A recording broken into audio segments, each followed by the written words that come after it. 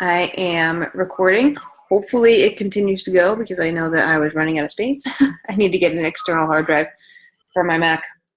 Okay, so today in the team page, I posted a few things that I wanted you guys to self-check on, right? So it was, I'm inconsistent. I ran out of my warm market. I'm afraid to post or to invite personally.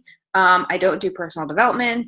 What is Success Club and other? So we're going to chat about those, just like I said let's chat. And hopefully those that commented on it are on the call so that I can get feedback.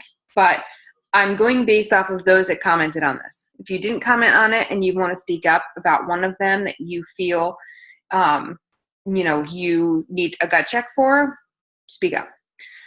So the first one is I'm inconsistent. There were some people who put number one down. Obviously, time and consistency is a big thing pretty much for everyone. But it's all about your mindset and treating the business like a business. So, whether you have to schedule out a time with your significant other to watch the kids or whatever, and it stays the same. So for me, they just opened up a coffee shop. Like I could walk to it from my house, and then my son's school I could walk to too. So in the morning when he's there from 8:45 to 11:15, I drop him off and I go straight to the coffee shop, and that's where I work. So we know that from 8:45 or 9 o'clock to 11, I'm working on my computer at the coffee shop by myself. So that's something that I've done. If I can't get to the coffee shop, I will obviously do it at home. And then most of you, if you're working, obviously will be doing night hours, but you have to be consistent with it. You have to sacrifice things. If you want this to pay you like a business, you're going to have to treat it like one. So you will have to sacrifice things. Everybody's sacrificing something right now being on this call. There's numerous things that we could be doing. We could be working our business. We could be watching TV with our spouses or whatever. But we're here. So yes, it's not glamorous building a business from the ground up. But when you do have that, slant upwards in your business, you can start to maneuver your schedule.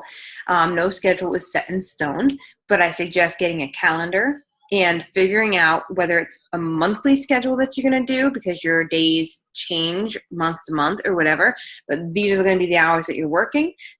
This is when you're doing your workout. This is, when you meal plan, whatever you do for that part of your business. And then fill in, obviously, where you need to be, whether it's a doctor's appointment or whatever. And if figuring it out for an extended period of time is rough and you can't do it, like I said, do it for like a month or so. Like my schedule's about to change because both my kids are going to be home from school in the summertime. So my husband and I have to figure out when my new hours will be until they go back to school. So set a schedule and treat it like a business. If you want it to pay like a hobby, it will certainly do that if you treat it like one. Okay, when there's nothing wrong with that. Don't get me wrong. There are people who come in that just, want to help people here and there. Fine. But I'm speaking to those that want to build a business that have a big why that, whether it's pay off debt or move or retire your husband or whatever it may be. Those people have to start treating this like a business so that it can pay them like one, right? You can't retire your husband on just a hobby, right? You're not making enough money to do that. So that's for I'm inconsistent. That's for number one. So ideas on how to overcome that inconsistency. And it really does. All of these really do start with a gut check. Like, what can I cut out? Where can I find time to work out? I had people tell me, like, I don't have time to work out. And I'm like, we have 22 minutes. Pop in hardcore, put it up on your on demand. And do it like 22 minutes. If everybody has the same amount of hours in a day, everybody is just as busy as the next person, just doing something different. And if everybody else can figure out how to find 22 minutes or 30 minutes or 40 minutes, like Insanity, to work out, everybody can.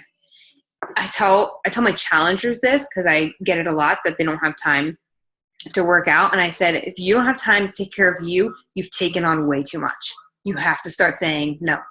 Because if you don't take care of you, how are you going to take care of everything else that you've already said yes to? Right? Okay, number 2 is I ran out of my warm market. For newer coaches, I would say for those in the business for a year or less, you still have a warm market. The warm market lasts a long time, especially if you have friends on Facebook. Unless you come into this with no friends on Facebook, which I actually know a coach who did that. She's a really good friend of mine. Obviously you don't have a warm market. But if you have friends on Facebook, you came into this business with friends on Facebook, you've been in the business for a year or less, you still have warm market. You may feel like you ran out of them, but you haven't. If you haven't hit Success Club within the year, you still have them, right? Following up is key. Constantly inviting, which is number 3.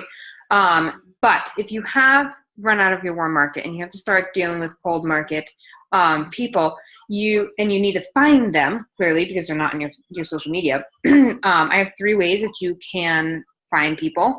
1 is friends of friends. So I only do this if I don't think that this person will ever become a coach, because I don't want to take, if she became a coach, I don't want to take her friends list, right? So friends of friends. You can do the search bar on Facebook, so you can search for things like, I don't know. My Jen Terry just told me about one. So she does like New Jersey News 12. She'll type that in, and then whatever comes up, she'll go to the page. She'll go through the post, and she'll go through those who liked it and start finding people that she feels like she would work with. And if you're a new coach, you will get put in Facebook jail if you do too many friend requests, and these friend requests tell you, or like when they click on their request and say, I don't know this person, if you get too many of those, you will get put in Facebook jail. So I suggest doing 10 a day, but going back in, keeping a list of who you friended on that day, and every 2 days or so, or you may even get away with doing it once a week at the end of the week, but go in and unfriend the ones that have not accepted. You don't want too many of those floating around in your friend requests. So that's one way. So figure out things that are you and things that you enjoy doing, and go and just look at the likes on posts about that, because obviously those are people who like the same thing. That's on Facebook. And then on Instagram, there's a lot of people that will respond more to Instagram than they will to Facebook friend requests. So on Instagram, it's pretty much the same as the search bar on Facebook, but you're going to be searching hashtags, right? So I don't suggest doing the common things that are Beachbody coaches, like stay-at-home mom or fitness or anything like that.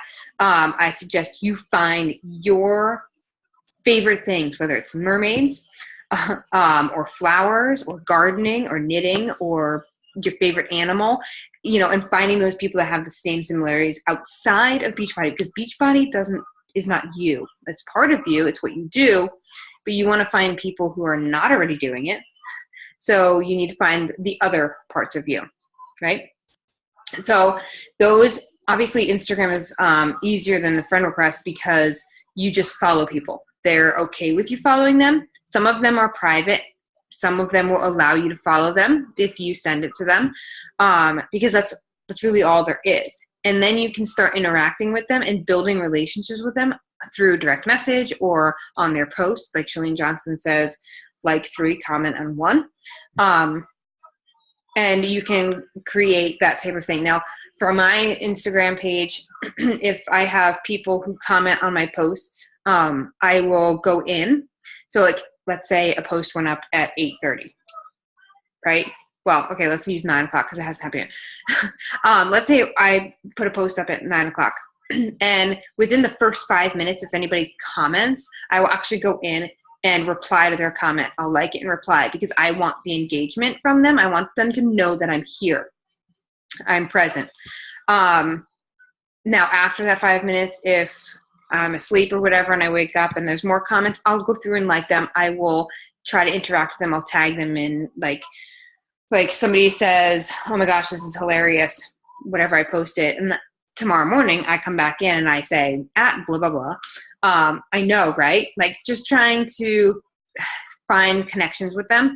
And then if somebody posts something that's a little bit more in depth or something that you feel like you can talk to them about, you can send them a direct message and just start a conversation. You basically, when you are going through cold market, you have to think about it as, I'm going out there and searching for friends.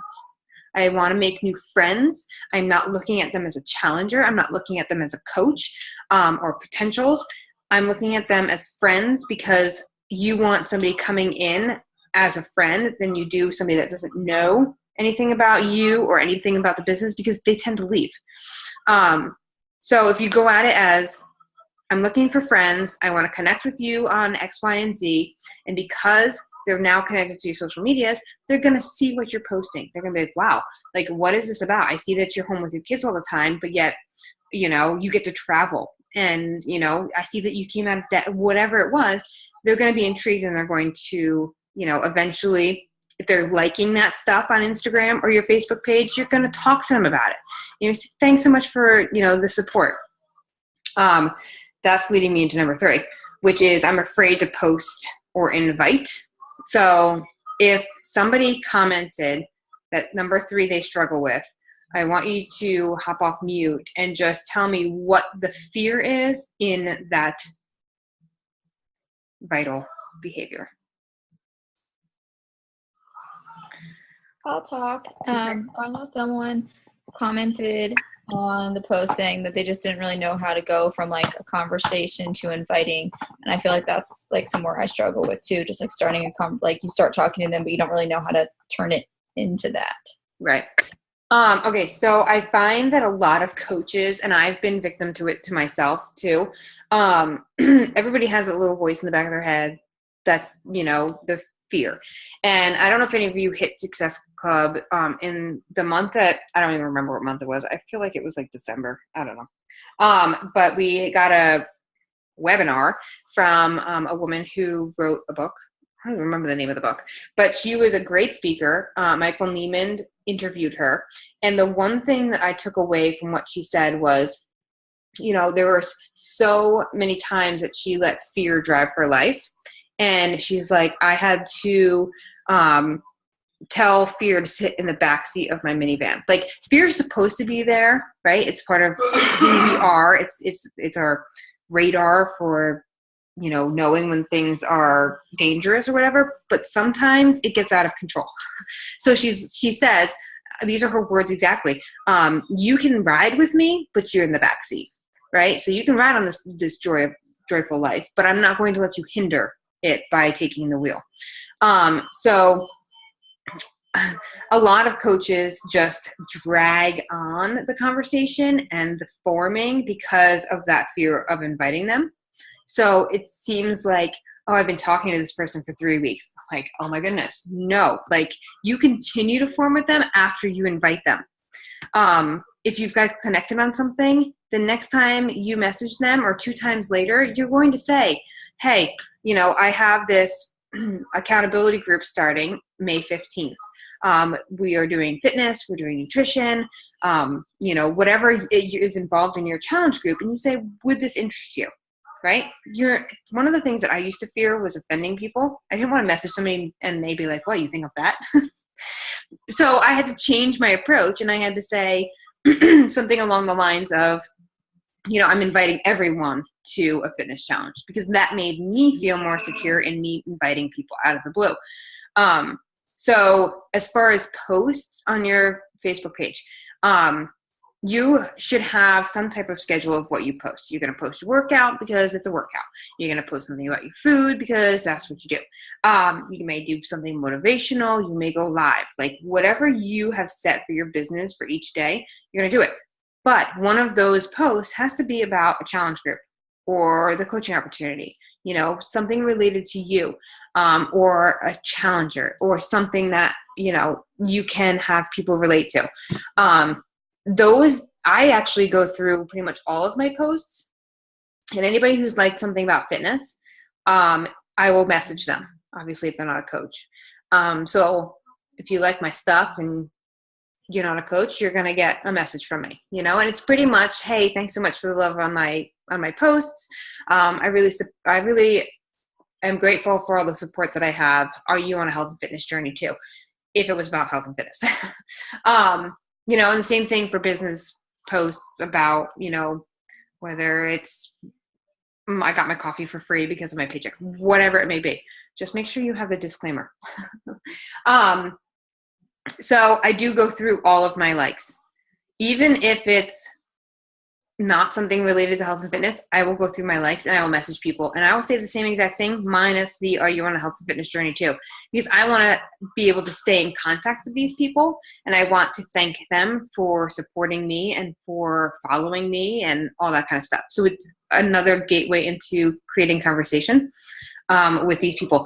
And then I want to say, like, if you're talking to somebody 4 or 5 times a week for 3 weeks, you need to invite a lot sooner. And you literally just have to do it. So let's say I'm talking to you guys, and we're having a conversation for 3 days now. It's about momhood. It's about anything that I love. So alligators. I love alligators. So whatever, we're talking about this. On day 3, before we continue the conversation or whatever that we want to talk about, I'll say, oh, hey girl, like, how are you? And I send those in 2 messages, because somebody is more likely to look and respond if they're getting ding ding rather than just one, right? So it's like, oh, who's messaging me numerous times? And then I'll just say, when they answer me back, obviously, if they ask me, good, how are you? I tell them, and I say, hey, I don't want to keep you. I know you're busy, but I'm inviting everyone to a health and fitness challenge group. You get X, Y, Z, whatever you do in your challenge groups. And would this be, would you be interested in something like this? That's it. If they say, yes, I would like more information, I then go into my scripts. But it's literally, I find that it's so much easier, even in the middle of a conversation that you're having, to say, oh, hey, like, I know you're super busy, so I just wanted to throw this out there right now while we're chatting. I have a health and fitness challenge group starting on May 15th. You get XYZ. Would you have any interest in that? If they say no, you can go right on back into the conversation you were just having. Right? And you write them down as a follow-up. If they say, yes, I would like more information, then you go into your script on how you show people and talk to people. If you're a brand new coach or a coach, I tell you all mine, you ask questions and let them do the talking. You then guide them into where you want them to be. Clearly, All Access Challenge Pack. You would guide them to that, because they don't know. They have no idea. I normally give my people 2 options, right? I normally give them 1 DVD option that I think would fit their goals and their likes in a workout. But I also give them the All Access Challenge Pack. Then they see that, I'm going to draw a blank right now. They see that 22-minute hardcore is $140. And then they see that the All Access Challenge Pack is $160. $199 when it's not on sale. And they see how much more they're getting rather than just one program, right? So it's almost like sells it itself, if that makes any sense, because they're like, well, I get all this plus Shift Shop plus UV2 plus the new Shaun T workout that they're going to tell us what it is on May 12th, and it will be released before Summit. So they will get all of this stuff, right? So that's one way that I also approach it. Like, I guide them. They don't know what they want, so you kind of have to guide them as a coach. So I hope that helps with the inviting part. I'm going to tell you my last thing. If somebody told me that they're interested in a challenge group and it came back that they can't afford the challenge pack, quote unquote. I believe it's just a cop out. But I used to, and I sometimes still do, throw in, hey, would you have any interest in coaching? You can make your money and earn the money back that you put into your challenge pack. So then you have it for free and you're making extra money on top of it. And somehow, some way they find the money that they didn't have before because of the idea that they could be making money. So that's also something that I've done. Number 4 is I don't do personal development. This is by far the hardest one that people don't do. Like, they just don't do it. So mine range from sermons to books to podcasts. Doesn't matter what it is, as long as something. Some days it's just really loud worship music, right? Because I need to fill my cup, and that's one way that I fill my cup. But I know that a lot of people put number 4 down, right? So I was thinking while I was reading over these things, would it help if I created a 30-day book club for us? There's no particular book that you have to read. It's just you have to read the book within 30 days, and you have to be engaged and posting things that you've learned that you found beneficial so that other people can take from it as well, right? So it's kind of like a mash of different books, and you can take and leave what you want and don't want. So that's one of the ideas I had for accountability. We all know with challenge groups, accountability, I mean, we push that upon people as one of the 3 legs of our tripod that we have that makes our, us successful, our challenges successful. So it goes the same as us, right? We need accountability. That's why we have success partners. But I feel like as a team, maybe it will help us bond, but also help us grow. Okay. So I'll let you think about that. I'm going to do a post in the team page about it too, and see the response for it. So number 5 was what is Success Club? Nobody commented that they needed to know what that was. So that's good. And number 6 was other. So if there's anybody on here that said other, either type it in the chat or take yourself off mute and let me know what the other is. And I will do my best to go over it right now, really quick. I think Pam had talked about PV, but you can correct me if I'm wrong. I'm going to start calling people out. I'm on a team page right now.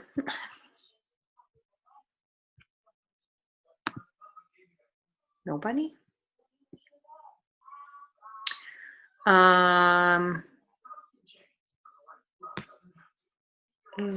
Yeah, so it was Pam. She said other. She wants to understand personal volume and the back office, and other lingo. So I don't know what other lingo. How does PV work? Okay, so personal volume is anything that you order or your customers order, not your coaches. Your coaches that you sign up keep their own PV. That's what makes them active status. I don't know if you guys knew that. So that's how PV works. And then PV is turned into TV, which is your team volume. It's not the same thing. Am I supposed to make money on my HD people? If they are customers, yes. If they are coaches, no. You will earn a team volume amount for their Shakeology, which is less than 90 PV, and that will go into your cycle bonuses for your team volume, which would be your residual income part of it.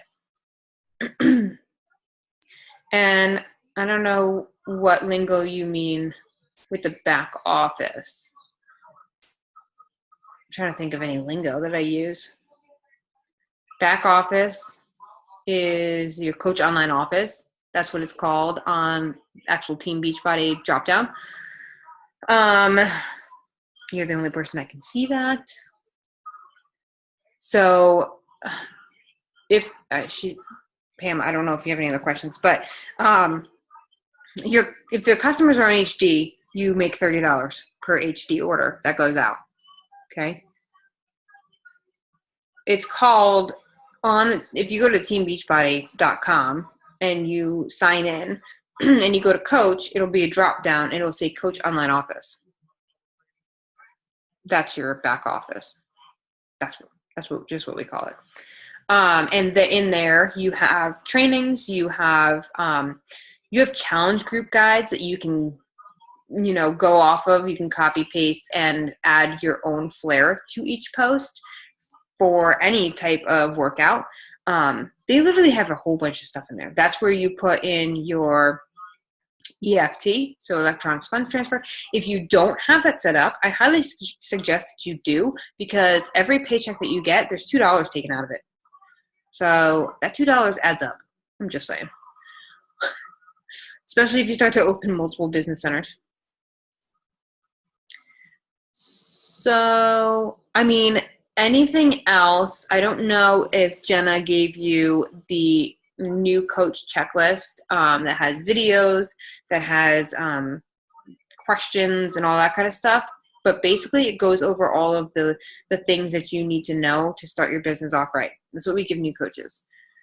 So if not, ask her for that. She'll give it to you. Does anybody have any other questions?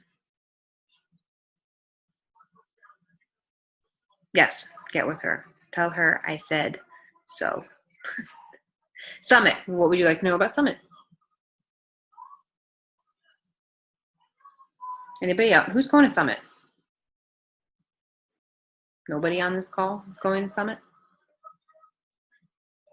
It's going to be thebomb.com. I mean, it always is. But now with live video, it's going to be even better, because we can just be like, boop, in the team page for all these things, which is great. You're looking over the workshops and you don't know what to choose. You choose. It's always, so one of the things that I like about this is, and I tell my coaches, although you want to be with the team, right, because it's the team, I highly suggest that you do what you want to do, who you want to see, because everybody's going to bring a different perspective. All of the topics are the same, but if I was speaking and Kristen was speaking, our perspective of the same topic is going to be different. So it's okay if I do workshop D and somebody else does workshop E, because now we have two that could come in on a team call and talk about different approaches, because different approaches will align with different coaches, right? So it's not just me. I will tell you that I'm looking at doing D. But I know these coaches that are talking, so I know that I relate to them and I want to hear what they have to say. So honestly, I would just choose where you want to be and who you want to see. Yeah, they all have the same topics, Pam. They're just different speakers on those topics. Except for Darren O'Lean. He's in all of them, talking about Shakeology.